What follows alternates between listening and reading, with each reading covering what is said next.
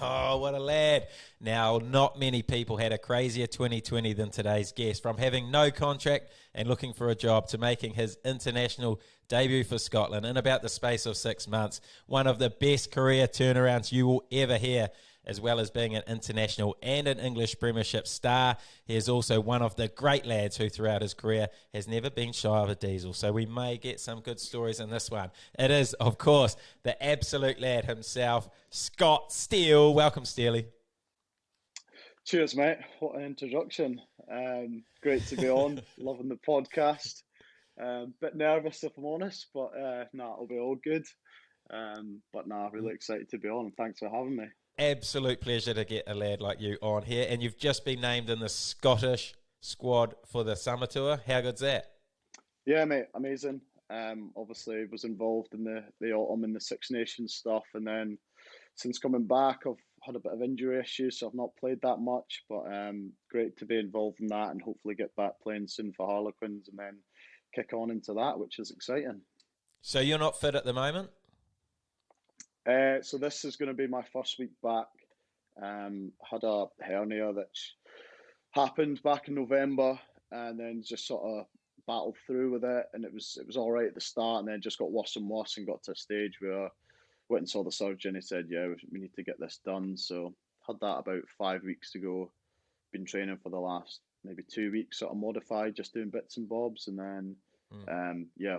Hopefully in the mix this weekend for Harlequins. We play Sale on the Friday coming up. So yeah, fingers crossed I'm in the mix, and it'd be good to get back out there. You must have obviously made a huge impression on the Scotland coaches while you're in the squad up there to still be getting picked without even playing. How good? I think it's more that Ali prices were on the line, so there's not many other options. So they're like, right, we have to pick them, so we'll get them back in. But no, there's a few. There's a guy, George Horn, he's played a fair bit, and then there's another guy that's uncapped actually at scrum half. So picked quite a young, exciting squad. I think there's 17 guys or so that are uncapped. So we go out to play Romania and Georgia. So good opportunity to sort of play these younger lads and see what they're all about. But for me personally, now I'm really excited to obviously have another opportunity to try and pick up some more caps. So you were named as a halfback? Yeah, I was a bit disappointed they didn't just put me as utility after my couple of cameos during the Six Nations. But you know me, Jimmy, I love the sort of physical side of the game. So my opportunity to play back row against Ireland was scary, but also it was a dream come true for me. Mate, you could play absolutely anywhere. You're one of those guys. So good. You're so good over the ball. I know, that was my dream. I was just in that Ireland game, we had quite a lot of the ball, and if anything, I was disappointed that I didn't get a chance to try and get a few jackals. But I was just happy I made it through, all good and didn't have to go off injured. And playing for Scotland, unbelievable. What a journey. But anyway, we better start at the start before we get too far into it, because that has been some journey for you. So let's take the listeners back to the start. Life growing up in Scotland. What was that like? Good, really good actually. Real sort of sporty family. Dad played a lot of rugby growing up and was always involved in the local rugby club at Dumfries. I've got two older brothers that play, so playing with them in the garden, stuff like that from day one was what it was all about. And then grew up playing there with a bunch of really close mates that still speak to now, and just classic sort of local rugby club, real family sort of rugby club. And grew up playing there and played there until I was about 17 and stuff like that. And that was really good. Southwest Scotland, Dumfries, pretty small town, not much to do. So loved getting stuck into football and rugby. So I can't have any complaints on that front. Was it always rugby, or did you play a bit of football? Because I remember you being a bit of a wizard playing a little bit of football before game, training at Irish. I would say game respects game, Jimmy, but you were one of the funniest people to watch playing football in them warm-ups. You could tell that you didn't play that much growing up, that's all I'm going to say. I actually did. Oh, that's even worse. What happened to you, mate? And I was a gun in New Zealand.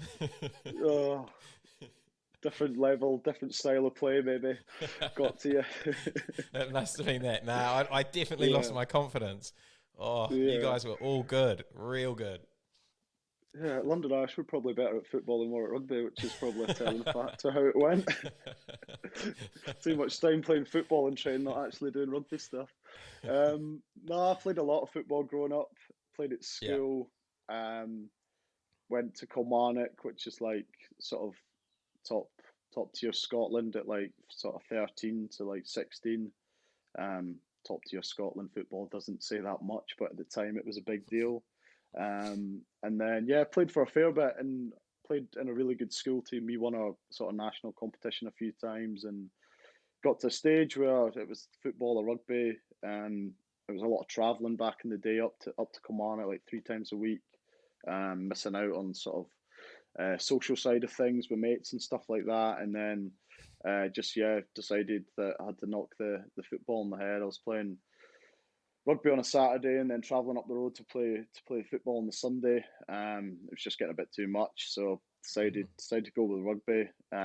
Like I said, for the more that social side, getting to actually spend more time with my mates and hanging around after games and having a good time. So it was really that sort of made me do it.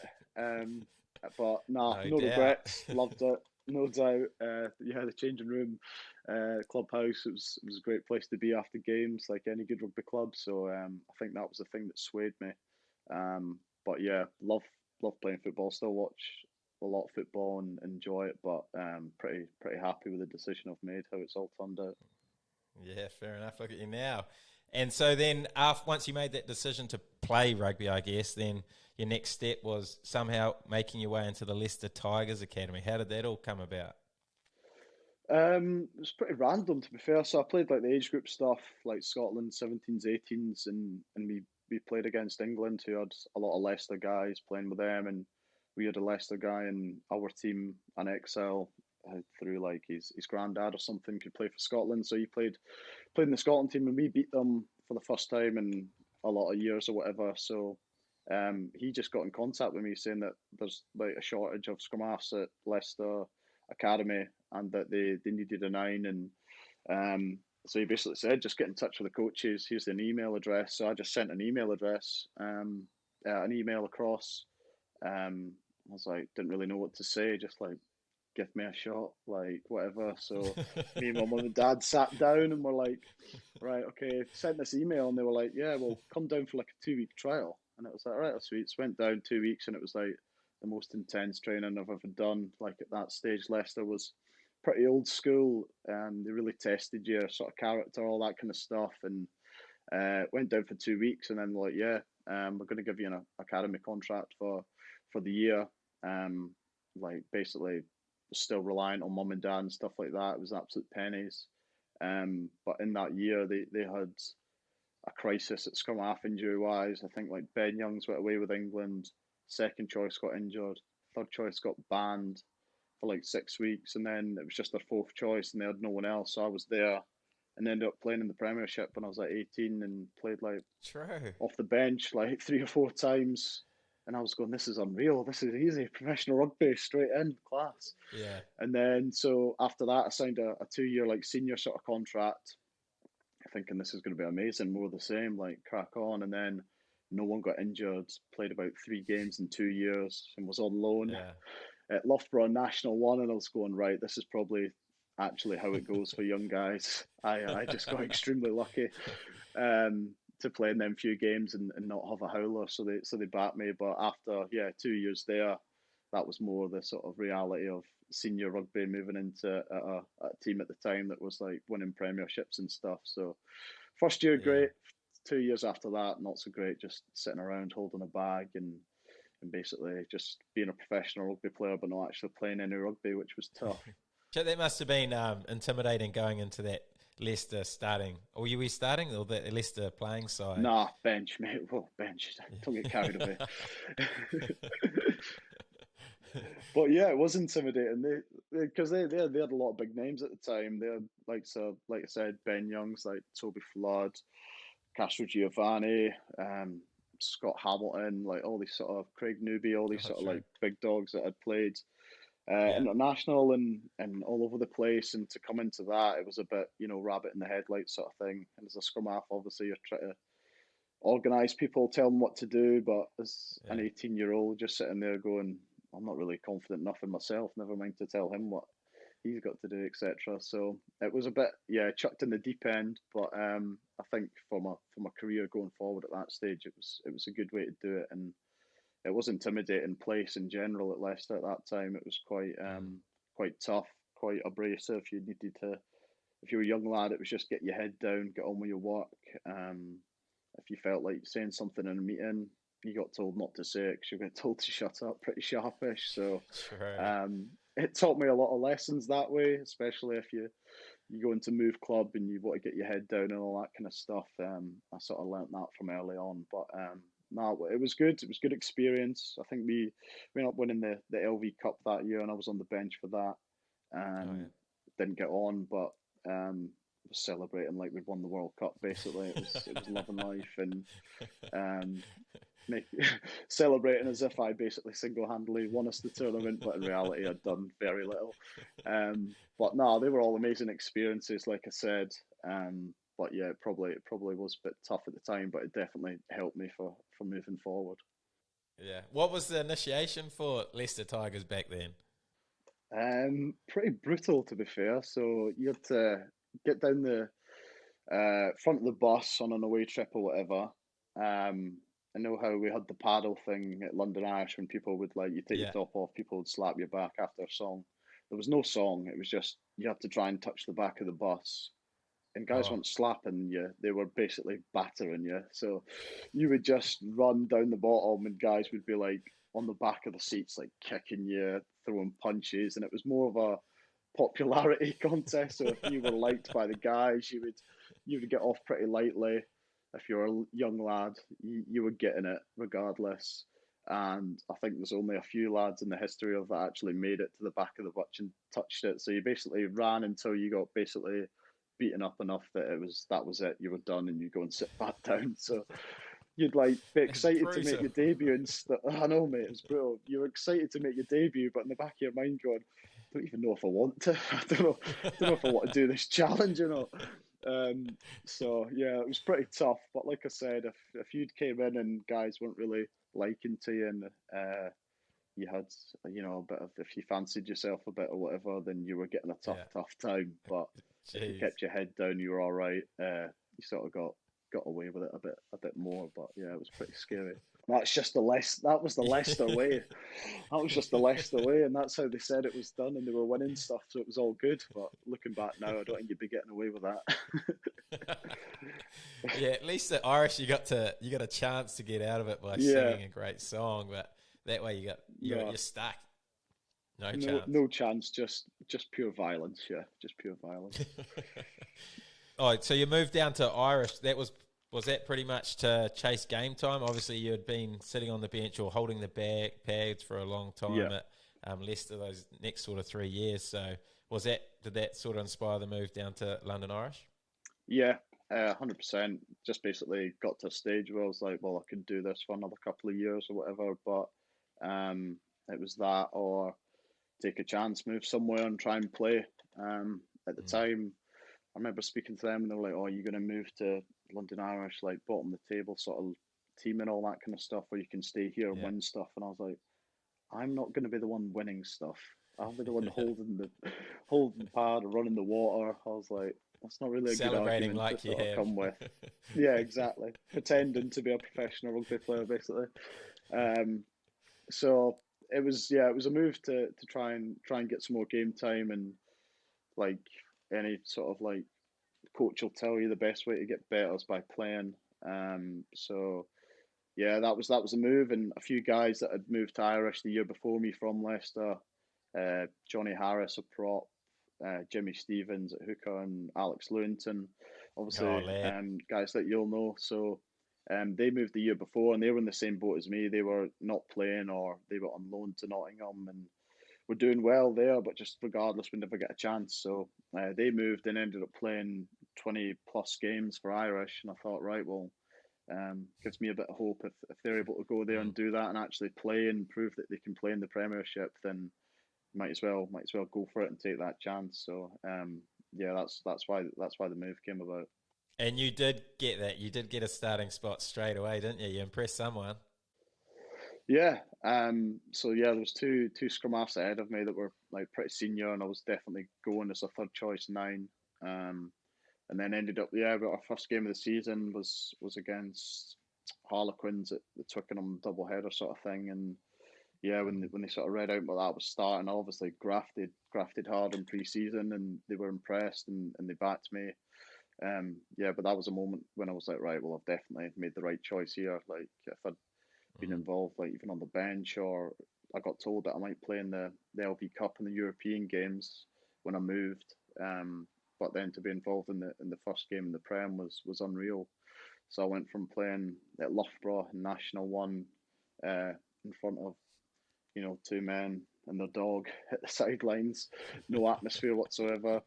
First game, Irish was in front of 60,000 people at Twickenham. I was thinking, Oh, right, well, this is a bit different. So that was pretty love it. amazing. We lost the game, but it was pretty tight. And as first games go, I went all right, pretty solid. Didn't do anything. Um, didn't have a howler, but didn't wasn't spectacular in any way. But it was just one of them that sort of settled the nerves and was able to crack Mm. on after that. And you kept your spot throughout that season, eh? Yeah, so we ended up, I think we finished ninth or whatever, which was at that time was all right. It was basically we didn't want to go down, and we managed to stay up and win quite a lot of games towards the end of the season, and ended up playing I think 20 25 games or whatever. So Mm. yeah, a real good season for me, sort of a real realization that right, well, I can sort of play at this level. And sort of putting them doubts at like that I had before of like, right, am I good enough, or I'm not getting a game at Leicester? Is that for a particular reason, etc. So, no, it was a real good year. Coach, like you said, liked me. Great bunch of lads there at the club that made it easy for me. And yeah, it was just that sort of like really sort of made that decision like the right one in that way, that I could turn around after a Mm. year and going, right, well, I've actually played a fair amount here. So, yeah, it was good. But then that coach left, and then a couple of Kiwi coaches came along. Talk me through that year. Uh, yeah, that was not so good. So yeah, coaches came in. Well, they were all basically Southern Hemisphere coaches came in.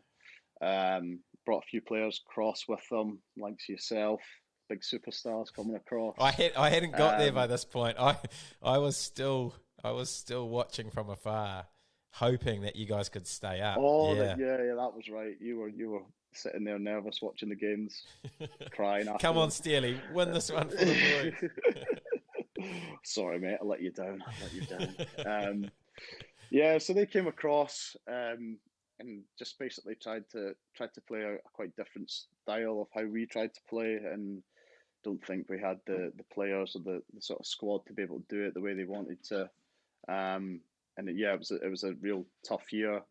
A lot of change, like you said, at the club, and for me personally, I still played a fair bit, but yeah, it was probably pretty dark. So going from the first year of being this is great, playing every week, and we're going all right, and we're pretty solid sort of thing in the Premiership, to that year was real tough. Mm. Um, and yeah, it was just quite a tough place to be in, coming in after getting not just beat but absolutely smashed most weeks was pretty tough to mentally deal with, and having to go again. But yeah, just one of them things that didn't really work out. Yeah. So, what would you put that season down to, other than the coaches trying to play a Southern Hemisphere style? What else sort of went wrong in that year? I don't think as a playing group we really bought into it. We had quite a lot of senior guys there that were played a lot in the Premiership for years, and they sort of saw these guys coming in, and I was probably too young to even realise it was happening at the time. But Yeah.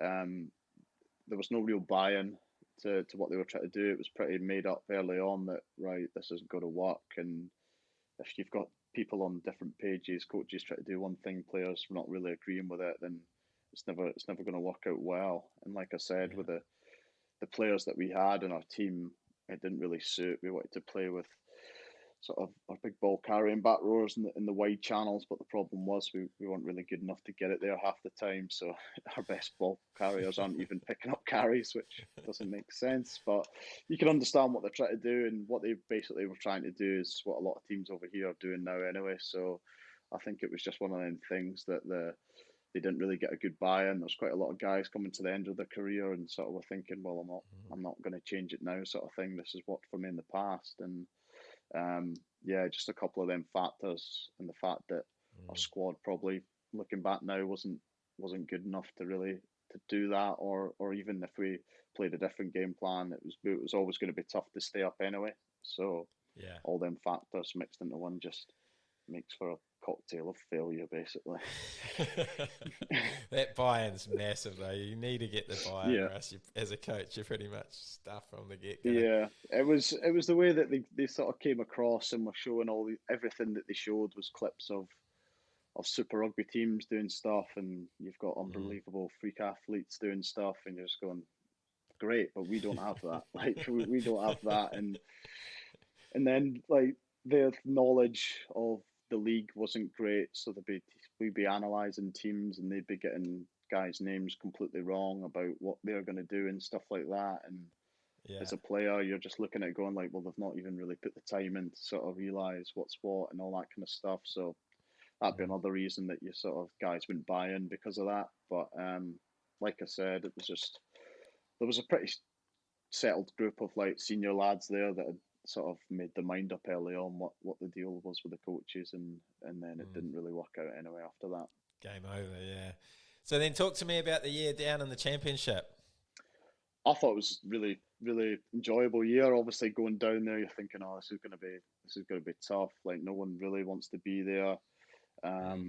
Good opportunity for the young lads to get a bit more game times, probably positive out of it. And I think the way that the coaches sort of handled that year was really good. We had a lot of rotation in the squad, so the guys were playing basically knew what games you were going to play and rest before you'd even played them. So it was good in that terms. Like took the pressure off, and it was still pretty dark at some times. Obviously going away at some tough places down at Cornish Pirates and Nottingham away, and obviously the pitches aren't great, and yeah, weather conditions etc. Don't help. So there was tough times, but I think as a squad and as a sort of like going from one extreme to the other of like really down in the dumps the year before, week after week, you could not even you don't have to play your best and you still win, and boys would still be in good spirits and stuff like that, and it was really really enjoyable. I think the coaches did quite well that year to sort of make the most of it of a bad situation really. And you had a real good rotation going on, didn't you? You were 2 weeks starting, 2 weeks bench, 2 weeks rest. Eh? That was thing set up for the Nines. Yeah, it was great for the Nines. We got sat down at the start of the year and we're told this is the way we're going to do it. It doesn't matter. Don't worry if you have a bad game because you know you're going to start the next one or etc. If you're on the bench. So it was great. Yeah, the three of us really sort of enjoyed that. We all got on, so there was no overly guys getting annoyed because you knew the crack regardless. So no, it was great for us. Yeah, it was a strange one though to get sat down and told like regardless you're gonna do that. It wasn't something that I'd been used to before or a lot of guys had. But it was quite good. You could plan your weekends when you had a weekend off. You could go back home for me, go and see my mates, or have a boozy one somewhere, etc. So no, it was good. It was real good. You definitely would have made the most of those weeks off. Any good stories you've got from your times of those weeks off, or the socials?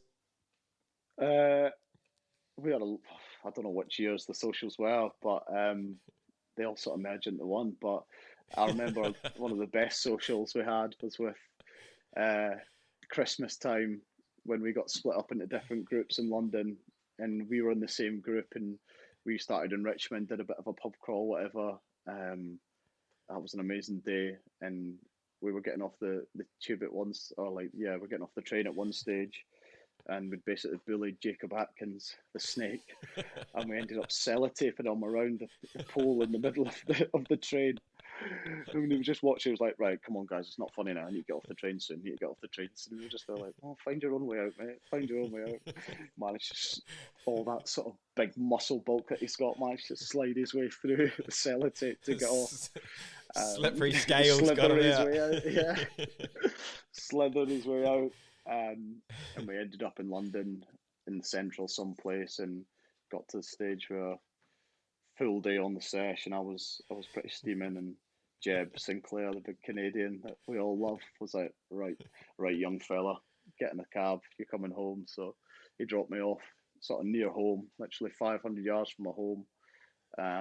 And I've obviously thought at that stage, oh, the night's not over yet. Right, I need to go and see what's happening. So I went a walk, stumbled across. It was near like Richmond or like London Scottish's ground. There was like a big sort of stall or whatever of like Christmas trees for sale. Yeah. So I thought, right, I'm going to jump in here and try and steal a Christmas tree. I've not got one yet. It's only a couple of days to Christmas. It's like 2 o'clock in the morning. So I've jumped in there like all over the place, like trying to pick up this Christmas tree. And I just remember these guys coming out, these 3 or 4 workers, like proper dodgy characters, like gypsy looking guys. And I've just stuck there with this tree and they're like, what are you doing? I was like, could barely speak. And I was just like, don't know. So they take me into this cabin, and I'm going, oh Christ, this is the end of it for me. This is you've had too many slip ups in the past. This is the last straw. This is it. They end up phoning the police. Police come, escort me, well, take me back in the back of the van home, and I've taken Snapchats in the van, trying to be a lad, being like, this is an interesting Uber. This is a funny looking Uber, all this kind of stuff. Put it on my Snapchat story. Ended up getting home, woke up the next day, being like, that was a good night. Like, couldn't really remember much of it or whatever. Just going on my Snapchat, I've got loads of messages coming through, like, what are you up to? What's this? Blah, blah. Look at it, and I'm just like, oh no, what have I done? So I get to the club on the Monday, and I'm sketching out. I'm like, surely no one knows. It should be all right. Like, not that bad. Nothing was actually done. I didn't get any sort of fine or any sort of criminal sort of stuff. I was like, right, okay, I'll be fine. Come in, get through training. The fear got me through. Had a really good training session. Thought, right, that's put everything to bed. I'm good now. And then the head coach, Nick Kennedy, just comes up to me and he's like, yeah, we had an interesting phone off a guy that sells Christmas tree, and he was just phoning up and he heard your name and said he was just checking up to make sure you got home okay. I was just like, bastard. I was like, you just done that to tell them that I was there doing what I was doing. And to be fair, he sort of like, me and Kendo had a lot of these sort of conversations, but he was like, to be honest, if there's one time that you can sort of let loose and stuff like that, it's a social, but just make sure you take care of yourself and behave yourself for the rest of the year. So that was my first warning that year, which didn't really work out well because I ended up getting in trouble later down the year. But that was one of the best socials I've ever had. What a story! But I do remember you getting in trouble. I thought that might have been the end of that story, but I do remember you having to train before the team came in and train after the team had left. So what was that? What had you done that time? So that was Will Lloyd's stag do. A great man, one of the great diesel guzzlers, as you guys would say. We had a stag do over in Dublin. It was like the Friday, Saturday, and we come back on the Sunday. Unbelievable stag do. It was class. And we got back on Sunday morning. A few guys had came from all over the UK, a few guys from Yorkshire, Carnegie that Will would know from back home. And yeah, so in the morning, whatever, we're staying in this hotel, and we're like, well, we'll have a few drinks in the morning just to say bye to everyone, sort of wrap everything up, and we have a few drinks there. Then we get to the plane. Me, Will Lloyd, Seb de Chavez. Think, right, well, we can have a few more. Like, let's not let the hangover kick in just yet, whatever. So we get pretty steaming, and then we get back to Twickenham. We have a few more drinks. I end up outside, just passed out, basically on the floor. One of the boys calls me an Uber, but he keeps my phone. So I go home, wake up the next morning, just get banging on the door. It's Louis, my housemate at the time, saying like, "Get up, mate. We've got training, whatever." And I go to get up, and I am still properly steaming, not like tipsy. I'm all over the place. I tried to get in the shower. I'm like falling over, and I'm just like to him, I can't go to training like this. There's no chance I can go to training.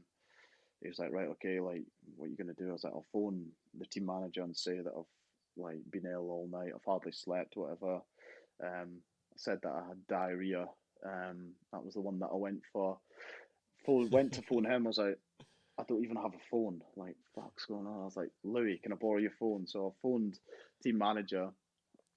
He's not picked up, so I've left a message, basically saying that I've been up all night, hardly slept, like really ill, and I'm not going to be able to make it to training today. So Louis goes off to training. I go back to bed thinking, oh, that should be all right. Fingers crossed. I'll get away with that.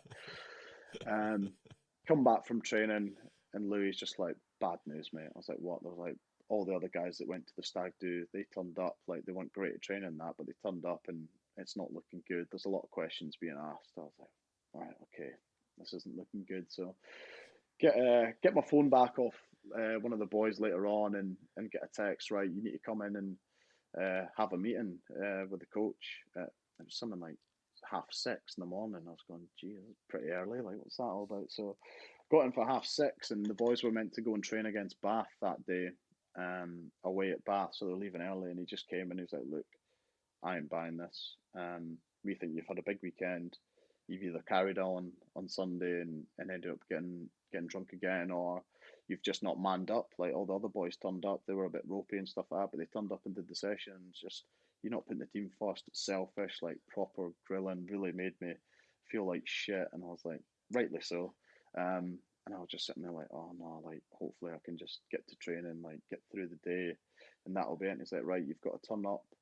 You have to go home. You're not training for the week. It's a written warning, and you have to turn up at 7 o'clock at night to do your running. And it's just going to be fitness.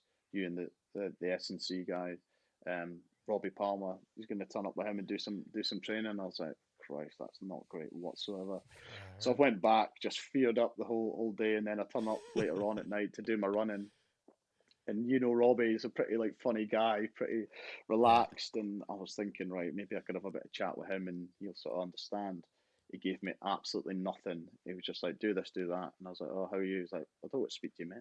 I don't want, like, this isn't like we're having a good chat and it's all done. Like, everyone's fucking really disappointed in you, all that kind of stuff. And I was just sitting there going, Jesus, like, I expected it from the head coach, but not from you, mate. Come on, give me something. So did them fitness sessions, and I like was smashing it. I've never ran so fast in my life, fitness wise. I was like, the fear just getting me through it. Came back the next week, and it was all good. But then it was still a bit obviously not great. I got told that it was one of them weeks that I was meant to start, didn't start, and then the following week or whatever, another boy, Tommy Bell, and ended up going on the steam when he shouldn't, when he was injured and stuff, and turned up the next day, and he got a grilling from the head coach, and he had to get up and apologise in front of everyone.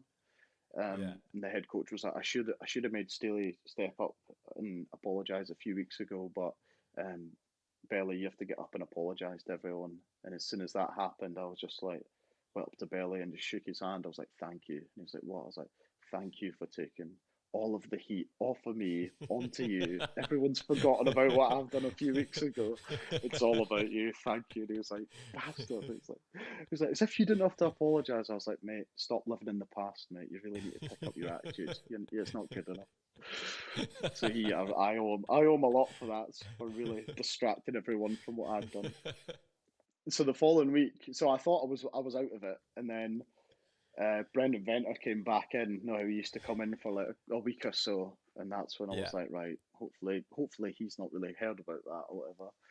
And then there was an injury or whatever, so I ended up starting against Yorkshire Carnegie in the away game. It was like our biggest game of that year, because they were the team that was like most likely to challenge us, or who would meet in the final. And Brendan Venter's going around the team like, the guys that are getting this chance to start in this game, it's our biggest game. This is our first choice team. We're not rotating for this one, all this kind of stuff. And he's going around saying, guys are unlucky to miss out. And he just points at me. He goes like, you are unbelievably lucky to be starting this game. You don't know how lucky you are after what's happened and all that kind of stuff. And I was just there going, Jesus, like, no pressure, whatever. Biggest game of the year, and he's putting all this on me. We played that game. It's like our big game of the year. It was on TV and stuff, and I played pretty well. I just remember after that he came up to me and he just said, "Well done." That was it, nothing more. And I was like, "That's a good result. That means I've passed the test." I was like, "Thank God for that." So it was after that that I decided, right, I can't have any more of them. So I had to sort Yeah. of stay in line and battle down and make sure it was all good until we got promoted. So you were all good from there on in? Yeah, I think it was all done after that. There was no further things. But yeah, it was just basically in terms of going out and stuff. I think I stopped drinking actually for 3 or 4 months. I was like, right, you can't afford to do it. Um, you need to really show them that you're actually making sure you're being a good professional and stuff. So I stopped drinking for Yeah. 3 or 4 months, and then it got to the final or whatever, and then drank then. So um, yeah, it probably wasn't the wisest thing because you go from no drinking whatsoever to like 3 or 4 days on the steam. So after a couple of pints, I'm already all over the place. I was like, the logic was good, the theory was good, but in reality, probably not the smartest thing. But yeah, it was all good. It was all good fun. So obviously didn't affect any further contracts because you had another couple of years there, or had you already signed by this point? No, no. So yeah, I went into negotiations after that and signed for a couple of years after. So Oh it's yeah. all good. I loved it. I knew the situation we were in, and had a few chats with teams back home. Being Scottish and stuff with the Glasgow and Edinburgh guys, are always looking for Scottish qualified players and stuff. And they did a few chats with me, but I loved it at Irish. I loved living in London. Good bunch of boys, and I knew if I played well in that team, I could play in the Premiership week in week out, which is obviously a decent Mm, standard. And yeah, it was. I didn't really think about it. I just thought, yeah, I want to be here, so signed on for a yeah. couple more years. So how was your year up in the Premiership after the promotion? Yeah, that was it was tough, but it was a much better year than the year before when we got relegated. I think the coaches, they were a young coaching group. They came basically straight up from the academies coaching set up into the first team when we were in the championship, and then they obviously took us up into the Prem, and I think the environment around the place was much better than it had been the previous years. Even though we were getting beat most weeks, like there was a lot that was a lot closer than it was before. I think we picked Mm, up so many losing bonus points in games, and so many games were ahead, and we look back and we've thrown it away in the last 5 minutes or so. Um, but as a team and as a squad, I think it was more everyone's giving everything here and doing our bit, but we're just falling a bit short, or um, just not really closing out games and not being smart. Whereas the year before, there was a bit more of a feeling of obviously the whole coaches, and there's a few guys that were probably at the end of their career and weren't really caring that mm, much, sort of just um, sitting there picking up their money and not really fussed how it went, sort of results wise. But that year, even though we got relegated, it was a different feeling to what it was before, and I sort of felt for the coaches because they got like chucked in the deep end there, mm. and to get relegated in the fashion that we did. I think I remember at the time it was like no one had picked up as many losing bonus points in the season, um, and like we did that year. So showed that we weren't a million miles off, but ultimately, yeah, it was relegation again, and then them coaching group sort of filtered out. And that was a shame. Like being at a club, I was there for 6 years, and I had like six different head coaches. It was mad. It Holy was like true. Yeah. one would come in, one would go out, and every time as a player, you're thinking, right, please, I need to prove to the next coach that I'm a decent player or whatever. Like I hope I get picked, and I think if anything, it was a good thing for me to do that because otherwise I could get quite complacent and be like, Mm, right, well, I know that I'm roughly going to play in games. I'm going to be there around the squad, that I'm going to be involved. But with that, knowing that a coach would go at the end of the year, I was like, right, I've got to really try and like hit the ground running with preseason and stuff like that. yeah. So it definitely kept you on your toes a bit, not knowing who was going to come in and what players they were going to bring in, etc. So, but I did feel for that coaching group. Yeah. And how was that following year in the championship? Um, that was not so good for me personally. So the coaches had came, new coaching group had came in, and it was like the first time that I'd been left out the squad for the first couple of weeks, and there was no chat of rotation or anything like that the year before that we're in, and It got to a stage where I sort of worked my way into the team, onto the bench, and um, yeah, we were winning games, and it was a different format, so we didn't have to worry about the playoffs. It was just Oh yeah, whoever finishes top goes up. So, um, like the year before, if it had been the case, I think we would have gone up with like a couple of games to spare, at least like three or four or mm, something like that. But um, yeah, so that year for me personally wasn't that great. Like the team was winning, but we could tell like for our squad compared to other teams, like our budget and our sort of like caliber of players compared to them, that year was like a bit of a joke. We had a lot of internationals playing, but we weren't really playing the way we should have. We were winning games and sort of brushing over the issues by saying, "Oh, we've won." So, like we yeah, could have lost. It could be worse.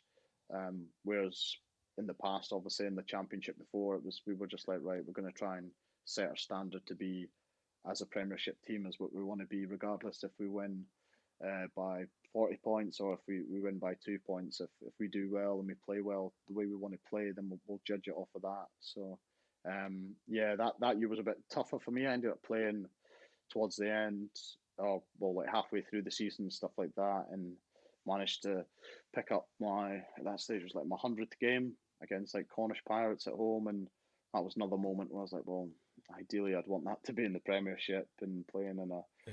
in a big game against someone to do it at Cornish Pirates at the Mad Stad in front of about 400 people. Wasn't great, but at the same time, it was an achievement, obviously, and I was proud to play that many times. And Yeah, mum and dad came down and we won, and I played well. So yeah, that was decent, but we went up in the end. But there was definitely a feeling of like, right, if we carry on playing like that, then we're not going to last long in the sort of Premiership sort of thing. So yeah, that year wasn't. Um, it was all right. That's how I would describe it. Just all right. We weren't as good yeah. as we could have been. And for me personally, I did ended up playing a little bit, but nowhere near as much as I'd played for the previous years. Interesting. And then the big year 2020 hit, and you get let go by by London Irish. How did that happen? And did you get a reason and why you were let go? Um, so I wasn't. I was sort of in and out the team. Started at the start of the season was playing. We had few injuries, and then a few guys came in after the World Cup stuff, and the competition got a lot more intense. And I was playing the odd game here and there, but sort of knew at the time I was like, well, this isn't looking great for me. Maybe it's time to move on. But at the same time, I was having quite a lot of conversations with the coaches, and they were saying whenever you've played really well, and all this kind of stuff, and we want to sit down and chat about next year and getting something sorted. So that conversation dragged on, and there was a lot of guys in the same boat getting told, "Yeah, we'll get something sorted," and it'd be like, right, you'll find out at the end of February, and then it was end of March, and then the guys are going like, we want to get it sorted now, sort of thing. Like, what's the wait? Mm, And it was sort of mid March that I sort of went in and had a chat with the head coach, and he just said, look, really sorry, like, but there's no space in the salary cap. Like, I've tried to juggle a few things around and stuff like that over the last couple of months, but ultimately there's no contract for you here next year. And I was going like, geez, like I thought maybe because I wasn't playing, I would take a pay cut and maybe have an option to stay or um, whatever because of the conversations we had before. But to hear that news after being with some like at a club for so long, that was pretty tough. And I was going right, well, mm, he's left it quite late as well, so I've not got loads of time to sort something else out. A lot yeah, of teams over here will do the recruitment and they'll get it sort of done by sort of like Christmas time, if not January, end of January at like the latest. So I was thinking, right, well, it's not left me in the best spot here. And then to make things worse, like 4 days later, I think it was the national lockdown because of COVID kicked in. All the games were cancelled, mm, told to basically go home. We're not going to train for months. So I was like, right, I'm in crazy. a real pickle here. So yeah, that was real tough. I was just thinking like, what is going on? Like, no teams, no when we're starting again. Um, like when's that going to be? Like how much money they're going to lose. So I went back home to my parents in Dumfries and moved back there. Put all my stuff into storage and was just hanging around and just waiting, thinking, right, well, I hope something comes up, but it's not looking likely for the next couple of months because no one knows what's going on. Clubs don't have a clue what's going on, so they're not going to sign anyone. And I was just basically like looking at my calendar, being like, right, at this stage, I stopped getting paid. Like, try to save up as much money as I could to make sure that I could sort of outlast whatever was going to happen. So, yeah, that was a pretty tough time to just be waiting around and not knowing what was going on. But being back home was good. My mum and dad were great. Both my brothers and all my friends back home were really supportive, and yeah, it was a real sort of time that I sort of looked at myself and thought, like, you've basically took the piss for like the majority of your career. You've not really knuckled down. You've been playing like pretty like massively overweight. Like, you've been doing the bare minimum to get by, and it was only at the realization, like, oh, that might be gone now. I was thinking, like, what am I gonna do? Like, even getting a normal job in this sort of like in that sort of lockdown period's not going to be easy. So what are you going to do? I was thinking, right, I'm at one stage, like, back home's like quite a lot of my mates are farmers and stuff. I'm like, I'm just gonna have to text these guys and be like, right, can I help out in the farm? Just doing whatever I can. Sure. And that, yeah, it was pretty scary. And sort of because of that sort of like self reflection, I just thought, right, I'm just gonna smash training as much as I have, like work real hard. I've got all day. I've got no excuse really. So managed to like borrow a few weights from a local rugby team, and mum and dad got a garden there, so just set up in the garden, and then would go down and do 3 to 4 running sessions a week, just like end myself, just to obviously lose weight, and then also to like just sort of park that thought of not knowing what's going on and that stress. So just, yes, like, did loads of running. So I was like playing at like 88 to 90 kilos before, and then I ended up like getting down to like 79 and was just in the shape of my life, and was Right, like, this is right. weird. Like, running around's not as hard when you're not a fat little nine. Um, Yeah. so I just had the mindset, right, I'll just train for as long as I can, basically, until like financially I've got to make a decision and either work or decide what I want to do. But in the meantime, if there is a contract that comes up, then I'll be in really good shape. I'll go in there and try and impress, and then make sure that I sort of make the most of it, rather than just sort of cruising through my career like I had done before that. So when you say cruising through, like, I always remember you being a real hard trainer out on the field, but was it your lifestyle choices, and what sort of lifestyle choices was it, other than probably pissing up Yeah, heaps? pissing up heaps would definitely be one of them. Sort of not picking and choosing the right moment to let your hair down. Like, I'm not saying that I've went teetotal whatsoever. Like, Mm. still really enjoy socializing and having a drink and stuff. But I was just, any opportunity there was. If that's, we've got training on the Tuesday and off on the Wednesday, like, I'd be texting around everyone at the club or mates and stuff, just desperate to go out for pints and stuff like that. And Mm. just, yeah, drinking too much, but my lifestyle of not like diet was just completely out the window. Just takeaways, Deliveroo, just overindulging and everything. Like you said, like, I would train hard on the pitch, and that's the way that I'll justify it, being like, oh well, I'll do the work on the pitch and all that kind of stuff. But looking back now, it was just, yeah, it was pretty embarrassing, honestly, if like to be Mm. able to call myself a professional rugby player with the way that my lifestyle was, and then also just like did the bare minimum in the gym, and just sort of do ghost weights, just walk around, try to find my water bottle, knowing exactly where it is. So I was missing out on doing weights and just that sort of stuff that's just not ideal. And at the time, I'd always been in the mix and playing as well. So I thought, like, if it's not broken, don't fix it, sort of thing. At the time, I'm just gonna do what I do and all that kind of stuff. But looking back now, when I started playing again, once I had eventually signed at Harlequins and stuff, like, rugby just, it's so much easier as a nine when you're not blowing all the time, and Yeah. thinking, a lot of stages when I was playing, I was hoping my own team would drop the ball, so there's a scrum, so it would slow it down, so I get a rest. Another tactic of picking and going, like having a snipe when it's not on because I could sit at the bottom of the ruck and miss out for a few faces. Or just kicking the ball because I was fed up of our team having it and I wanted them to have it so I could rest a bit. Like stupid stuff. Like looking back now, True. and then so getting in shape and losing a bit of weight and stuff was obviously massive. And then just having a new appreciation of what it is to be a professional rugby player. Mm, And then moving to Harlequins, which is an unreal setup.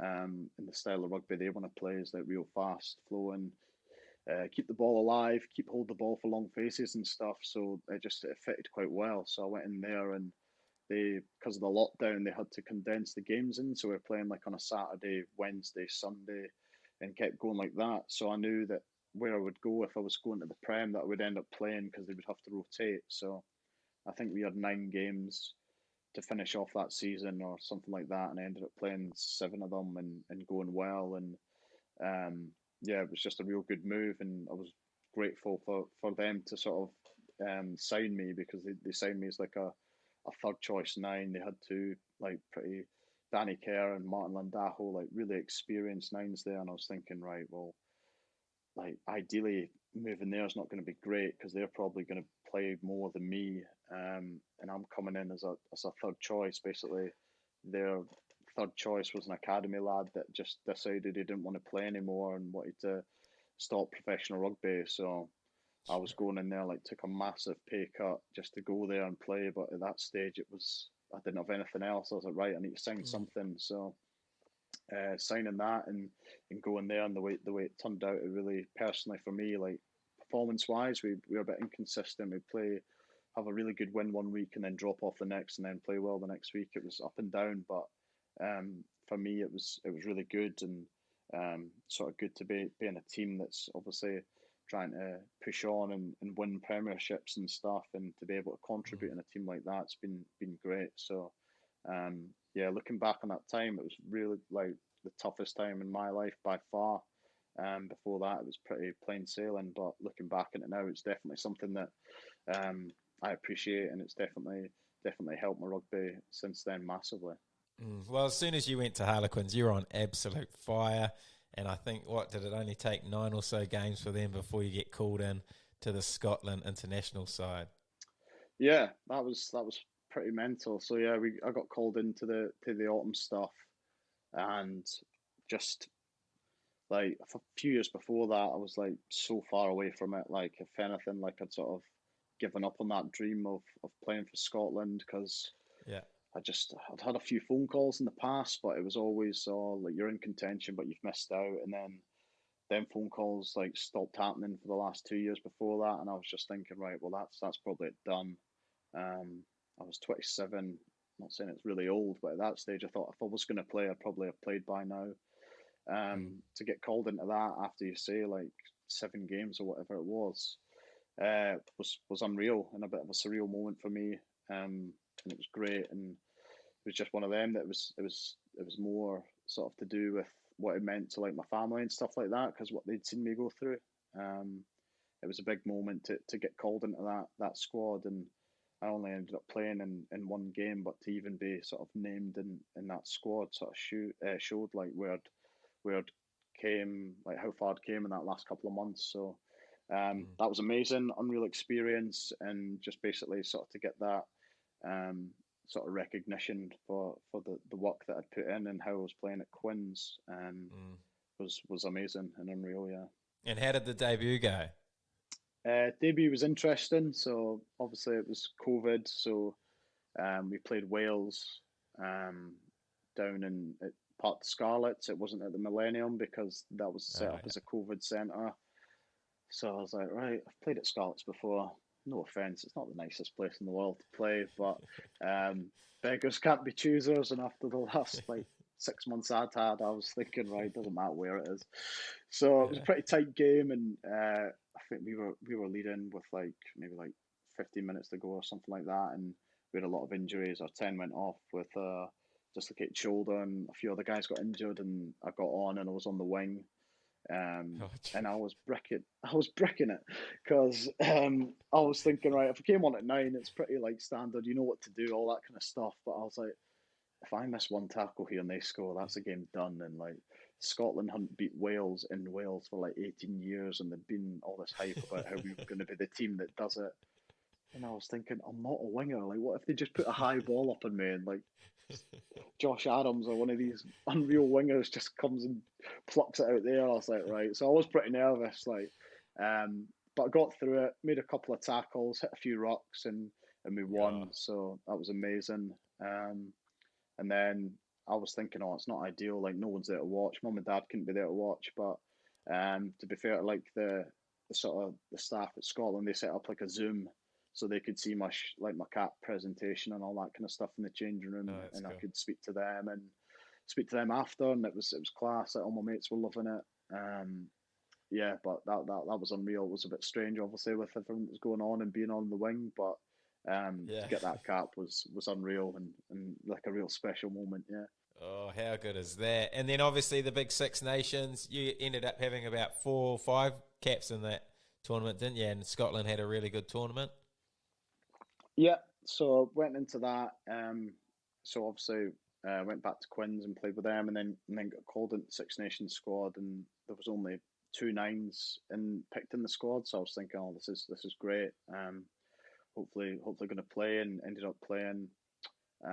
Yeah, playing. I think it was like three games in that. Didn't go on against Wales.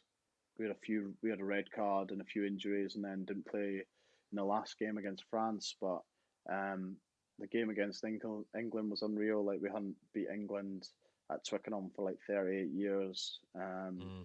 So to come off the bench there for the last 15 minutes or so and play well and to get that win Put on was an amazing. absolute clinic. Yeah. Oh yeah, just box kicks. That was the championship Oh. year that got me through that. Just kicking everything. It was pissing down my rain, and I just thought, this suits me. This suits me. Um, so yeah, played well in that, and to win there was unreal. But yeah, it was quite surreal moment because a few years before there was a crazy game. It was like 38 all, Scotland England at Twickenham, and I was sitting in like the stands with a few mates and stuff like that, on an all day session, drinking pints and watching a few guys that I'd played 20s with Mm. and stuff like that. I'd really kicked on and played well, and I just thought like that's past me. Like I've not really fulfilled my potential here whatsoever. I was like starting over with these guys and was like playing in these teams, and they've like went on to do like amazing things, and I'm just sort of plodding along, doing my thing, and then a couple of years fast forward, and then I'm playing in that game that we beat them and stuff like that. So that was a crazy moment to sort of sit back and be like, you've done all right there, to be fair. Yeah. So yeah, that was great, and that was probably like I say that was even better than my debut, just to go down there and Yeah. actually properly play my part in a win.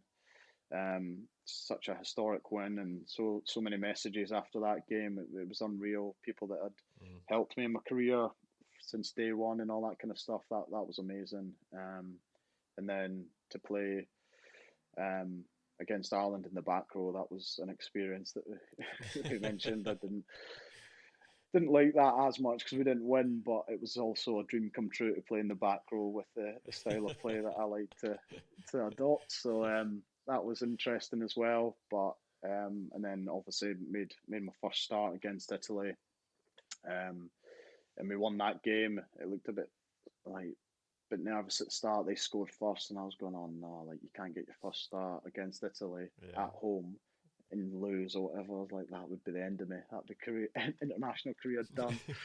But we turned it around. We played well. We ended up beating them pretty comfortably, and then ended up scoring a try as well, which Oh, was nice. one of So, the greats. um, yeah, one of the greats. Yeah, my range is from 5 meters out and below, so it was just a classic, pick and go.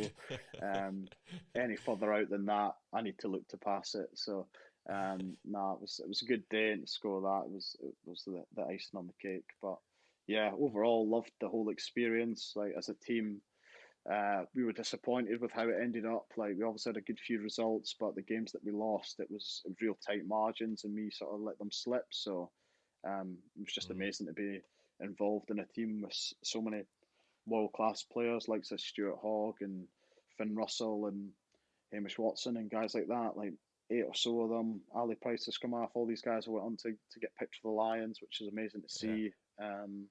And wasn't surprised at any of them, to be honest. The way like training with them and playing with them, you get a real appreciation of how hard these guys work and how good they are. But also just all really good blokes as well, which helps. So it's amazing to see them kick on and hopefully do real well in the summer. Did you get a message from Warren Gatlin or anything about your line selection, versatility? No, I just missed out. Yeah, I just missed out. But I'm thinking I'll probably be on the reserve list just to utility, sort of cover any position. So next one over. I'm sure. Yeah, I'll hopefully he'll watch the podcast and he can sort of see that message and know that I'm available if needed. Yeah, he is a big fan of the podcast, I'm sure. Oh, no doubt. Who isn't? Who isn't? But anyway, we had a moment there when you had no rugby. So did you ever think about what's next? Had you thought much about it before that, or during that time were you like, shit, what am I going to do after rugby? That time was I was a bit like, oh no, what am I going to do? More circumstantial of like the whole like lockdown and like it wasn't easy to sort of go into anything. Like I've always sort of thought maybe I'll stay involved in rugby somehow, whether that's coaching or I've even looked at refereeing. But even then, it was like, right, well, none of that's going on anyway, so I can't go down coaching the locals because no one's doing anything. So the whole sporting world just stopped. So that was scary. But like I said, yeah, like looking at coaching, looking to get involved in some coaching down here in London, helping out the odd session at Wimbledon and just going down doing the odd session a week, and then looking to actually get involved doing some scrum half coaching with the Harlequins women's team. They're a pretty decent team over here. They just won the league, and looking to help out with them and sort of do some individual coaching, scrum half stuff, which I'd say would be more what I'd look to be involved in. And then also looking to study more sports psychology stuff, something that I'm interested in.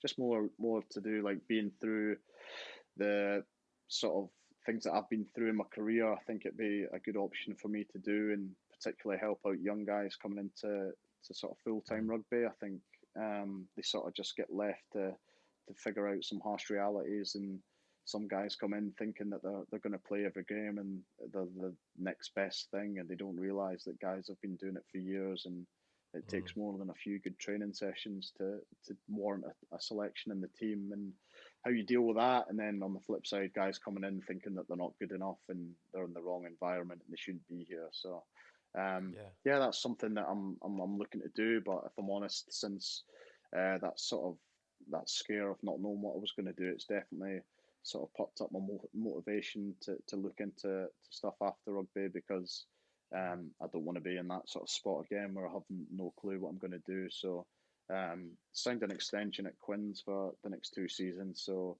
really need to knuckle down and get sort of cracking on with that while I've got the opportunity. Oh, how good's that? You'll be a gun at either of those, especially sports psych, because man, you've been through it all, seen it all. You can share on some very good lessons. Learn from your mistakes.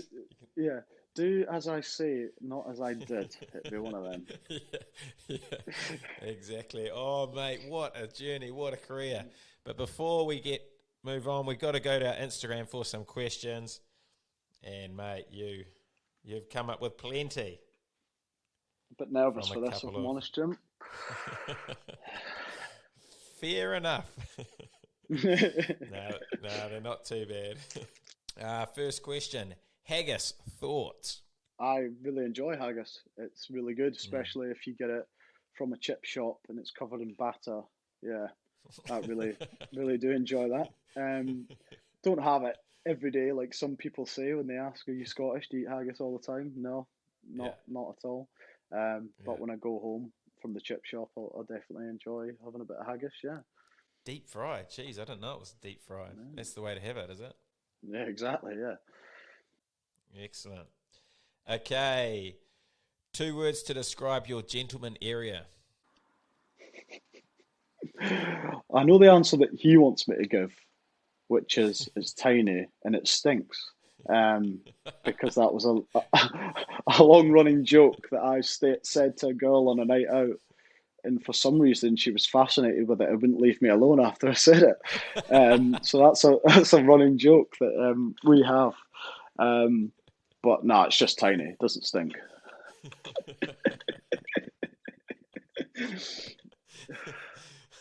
Classic. Okay. What is your biggest attribute on your body? Blair Cowan. What a lad. Attribute on my body. Oh, I know what he's getting at there.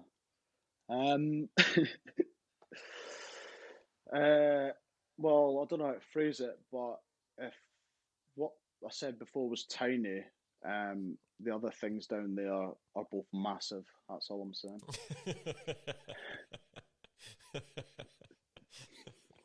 I always say that girls don't care about how big your piece is. It's all about the balls. So don't know how true it is, but it helps me sleep at night. So yeah, It's true now. it's true now. Yeah, it's out Oh, I there. love it. Okay.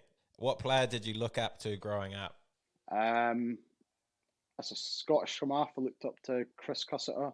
Um, he played for Scotland, played in Lions tours and stuff like that. It was real exciting to watch, real running threat, real sort of abrasive nine, loved getting stuck in.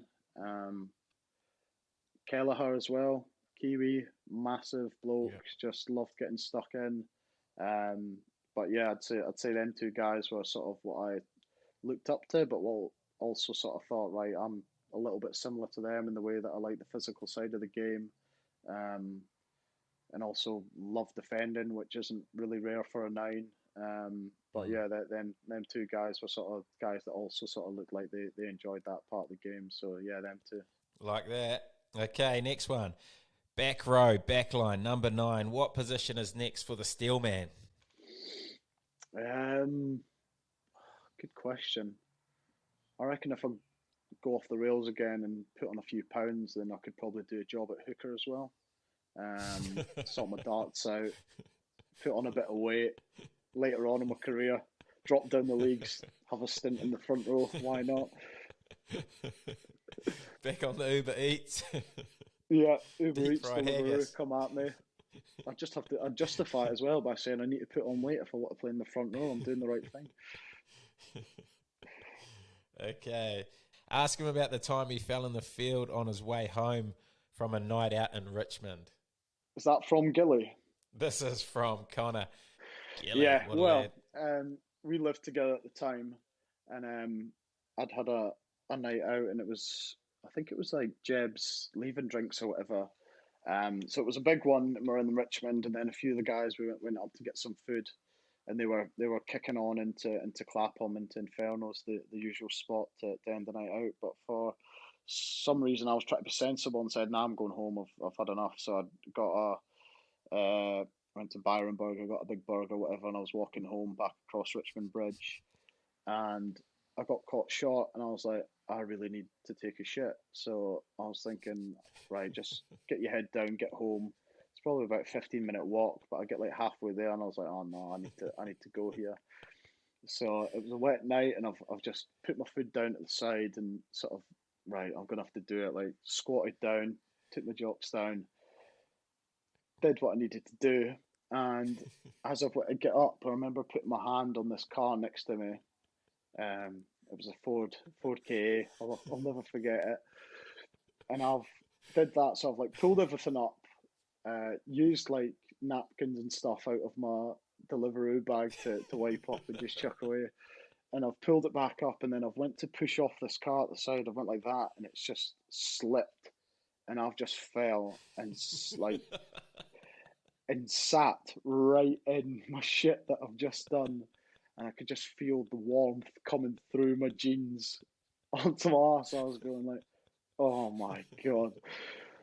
So I've had to like put my jeans on, tried to wipe it off. I was like walking home, and I was obviously steaming. So I get back to the flat, and Gilly's there, and he's in the living room just chilling. And he's like, "You all right?" And I was like, "Yeah, good mate, good mate. I'm just got delivery. I'm just gonna head upstairs." Like, what's that your jeans and stuff. And I was like, it's nothing, mate. It's nothing. Real sketchy. Like, it's nothing. Get away from me. He was like, all right, chill out. Like, what is it? Like, a bit of mud of that. I was like, yeah, mate. I was coming back. I took a shortcut and jumped a fence and fell over in a field. He was like, we're in the middle of Richmond. There's no fields about. What are you on about? I was like, yeah, whatever, blah, blah. Get up the next morning, like, see these jeans, like, chuck them out. And he was like, what happened last night? You said, like, you were steaming through a field. I was like, yeah, I actually just took a shit and then sat in it. So that's the most. Oh, Oh my I gosh, really my like cheeks that. are sore. Oh, I really liked that pair of jeans as well. So I was gutted, but they had to go. But, yeah. Oh my God, one of the greats. What a yarn. Oh, gee whiz. That is quality. Okay, next one. Talk about when the Sky remote went missing from your room. Oh, classic. We were on a night out, had a few drinks, and then had an after party back at ours. This is when me and Gilly were living together as well. And I managed to charm a nice young lady back into my room, and what happened, whatever. And then she was an interesting girl, but she left, and in the morning, whatever, I've woke up and I've went to turn my TV on, like hanging out my ass, just want to put the TV on, chill out, whatever. And I'm looking there going like, where the fuck is my remote, whatever, for ages, like cleared out my whole room, whatever. Looked up, I was like, she's fucking stole my TV remote last night. What is she up to? So then I was like speaking to Gilly, who was like, his girlfriend knew this girl. And I was like, this is a bit of a weird one, but can you ask her if she stole my TV remote last night? So, like, she's asked her that question. She's like, no, why would I do that? Like, this guy's a weirdo, all this kind of stuff going on for ages.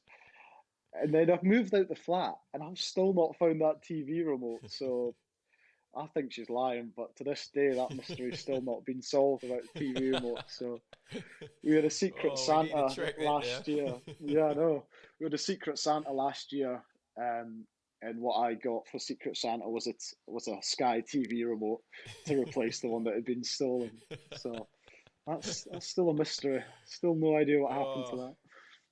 Jeez, good stuff. Gilly's come up trumps with a couple of questions. Yeah. Okay, last question. This one could be one of the greatest answers ever on the podcast, what you've been through. But one piece of advice for a young kid coming through who wants to play professional rugby. If they want to properly play professional rugby, it would be to make sure that you never take it for granted. There's a lot of people out there that would give an arm and a leg to play one professional game of rugby for not just their club but for any club, to be able to say that they've done that. So for me it would just be to enjoy every moment, but to make the most of it, to not look back and say, oh, if only I'd done that, if only I'd taken it a bit more seriously, etc.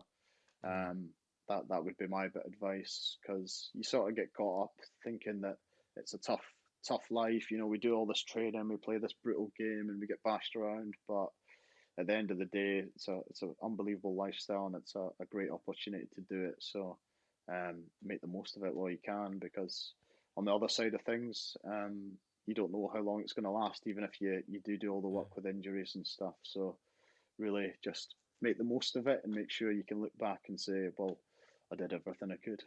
Oh, mate, I put the pressure on and you delivered. That is the best piece of advice we've had. Yeah. You did put the pressure on big time. Oh, you've delivered. You always deliver when the pressure's on. The fear gets you home. Yeah, the fear gets you through. The fear always gets you through. That's another bit of advice. Oh, anyway, Steely, absolute pleasure having you on the podcast. Geez, that was a good yarn, and what a story. It's been awesome to see you turn your career around. Like you said, you're in a tough place for a while there, but to see you on the biggest stage now, playing for Scotland, playing for your country, is just so cool to see. I've loved watching your journey, loved playing with you while I was at London Irish. You're an absolute lad, and thanks for coming on the podcast and sharing some absolute yarns. Cheers, mate. Really appreciate it. great to catch up and loving the podcast. I'm a keen fan. Listen to a lot of them, especially the guys that I know. Keep up the Yep. great work. And sure to get more lads on that I know over this side of the world, so I can keep tuned in. Yeah, oh, mate, you're a lad. Cheers, mate. All the best.